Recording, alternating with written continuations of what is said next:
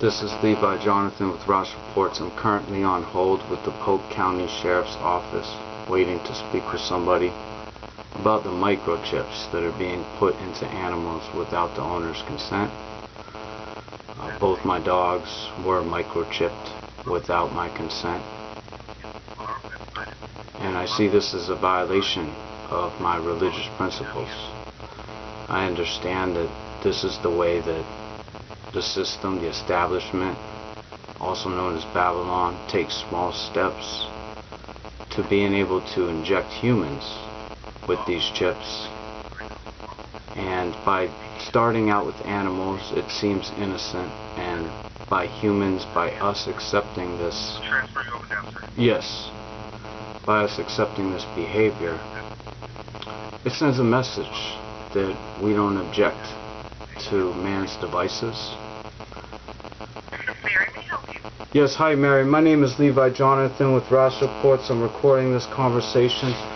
I'm sorry, you spoke too fast. Who are you? Levi Jonathan. Okay, who are you with? I'm with Ross Reports. Ross? Yes, ma'am. Yes, ma'am. I'm recording this conversation, and the purpose of my call is to inquire about the microchips that are being put into the animals without the owner's consent. Yes, sir. And what company is the sheriff contracted with that provides these chips? The Polk County Sheriff's Office is not contracted with anybody that puts in these chips. We purchase them outright. And where do you purchase them from? Different locations depending on the low bid. Okay, and let me clarify a statement, because you said we were putting microchips in animals without their consent. Sir, I need you to prove that that's being done, first of all. well, I have 2 dogs that were microchipped without my consent. We have ownership affidavits that are actually signed, and you are required to initial that if you understand it's required.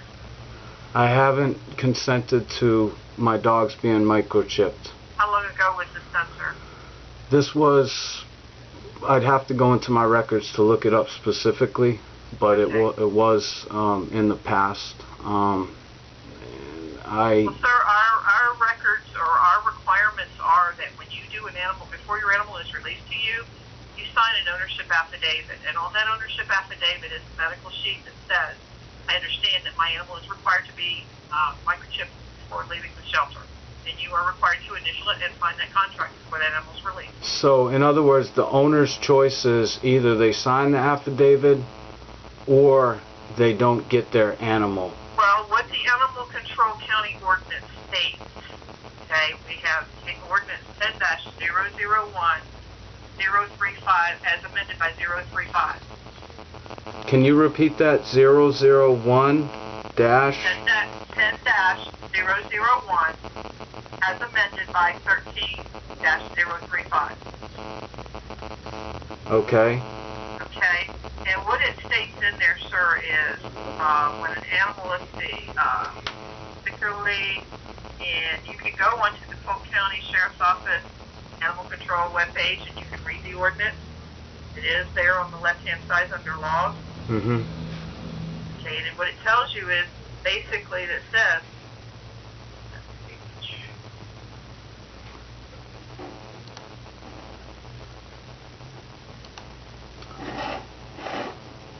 in the 10-001 part,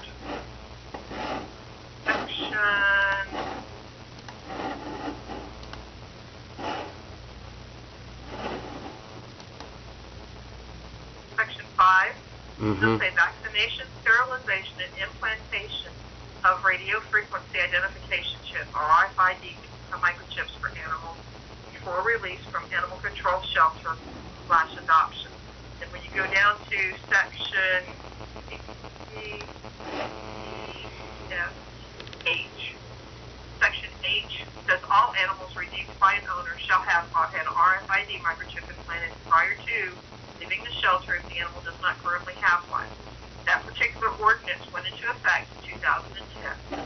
Okay, so you're telling me if there's an ordinance that requires humans to be chipped, then, you know, perhaps the sheriff would go knock on doors and Well, inject... sir, you're asking me a theoretical question. I'm not going to answer. Well, you're referring to an ordinance that was passed that requires animals to be chipped, mandated by law. And I'm saying that as a religious principle, I object to this law. You know, if there's a law that goes against what somebody in their conscience knows is right, then how could... I'm not going to answer. I'm not going to argue Okay. semantics with you. If you want the law changed, it's up to you. Go and get an attorney and go through the procedures. Right now it is law, and we're bound to uphold it. You're bound to uphold it. And your name is we are. Mary?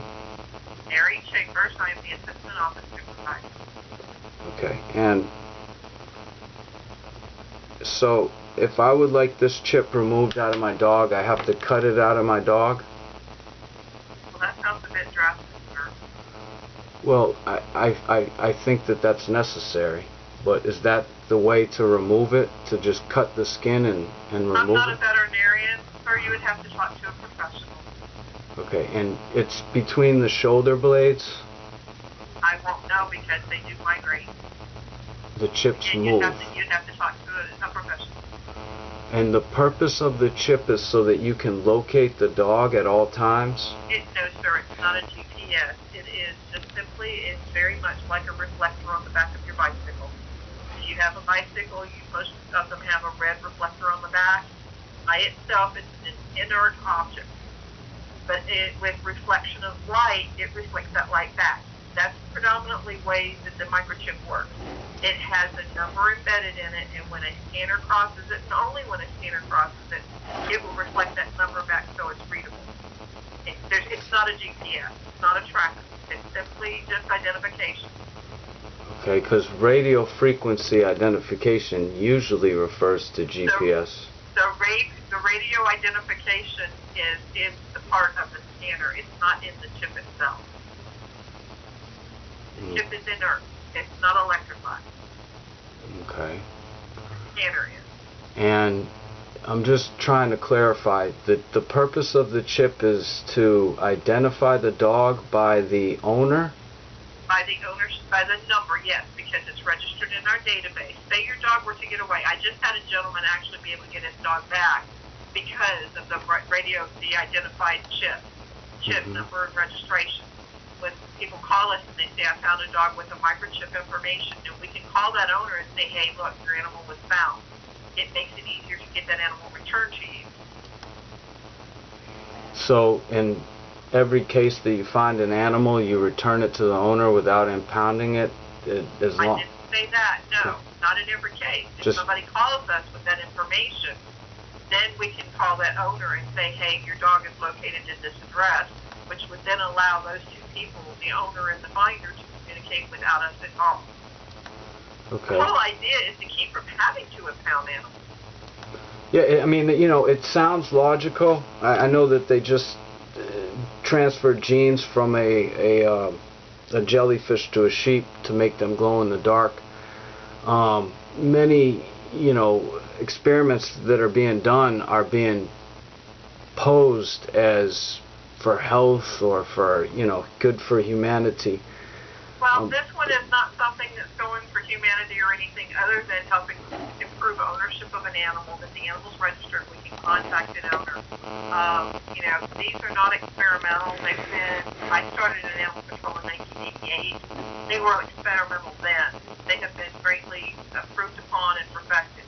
These are not any kind of thing that, you know, that I know that there are some things I've read myself where they're talking about having a medical ID chip where they can implant your medical records so any doctor can scan it and have that information.